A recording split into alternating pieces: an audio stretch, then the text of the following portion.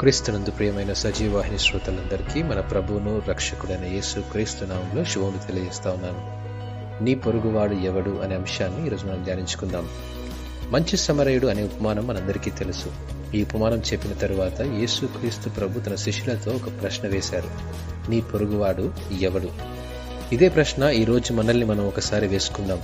నా పొరుగువాడు ఎవడు? భక్తుడైన సొలొమోను అంటాడు, నీ పొరుగువాడు నీ యొద్ద నిబ్బరముగా నివసించినప్పుడు వానికి అపకారం కలిపిపోవద్దు, మరియు దూరములోనున్న సహోదరుని కంటే దగ్గరనున్న పొరుగువాడు వాసి. అంతేకాదు, మంచి సమరయుడు ఉపమానంలో యేసుక్రీస్తు చెప్పిన రీతిగా ఎవరైనా ఇబ్బందుల్లో, శ్రమల్లో లేదా కష్టంలో ఉంటే వారికి సహాయం చేయాలనే. ఎవరైనా అంటే వారు తెలిసిన వారైనా లేదా తెలియని వారైనా, వీరే పొరుగువారు. నేటి దినములలో ఎవరిని నమ్మాలో ఎవరిని నమ్మకూడదో చాలా కష్టం కదా. ఎవరైనా తెలియని వ్యక్తి ఇబ్బందిలో ఉన్నారని సహాయం చేస్తే అనేక సార్లు మనం మోసపోవడమే కాకుండా వాటి పరిణామాలు ఊహించలేము.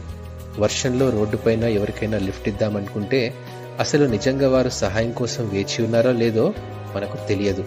ఈ మాటలు వినే ప్రతి ఒక్కరూ ఎవరికైనా తెలియని వ్యక్తికి సహాయం చేసి మోసపోయేవారుంటారు. మీలో నేను కూడా ఒకటినే.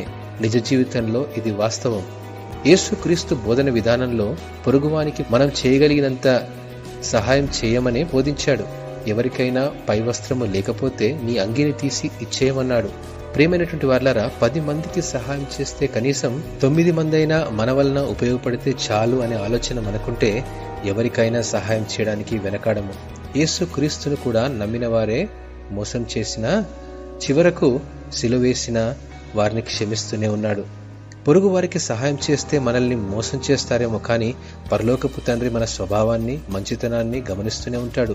తగిన ప్రతిఫలాన్ని తప్పకుండా దయచేస్తాడు. నేనంటాను, డబ్బులిస్తేనే సహాయం చేయడం కాదు, కనీసం నెలలో ఒక పూటైనా లేని వారికి అన్నం పెట్టగలిగితే అంతకంటే మించిన సహాయం ఏముంటుంది? దానివల్ల పుణ్యం వస్తుందో లేదో నాకు తెలియదు, కానీ సంతృప్తి, సంతోషం మాత్రం ఖచ్చితంగా దొరుకుతుంది. మనమే బాగుండాలనే భక్తిలో ఎన్నో వేల రూపాయలు గుడిలో వేసేవారికి మతంతో పని లేదు.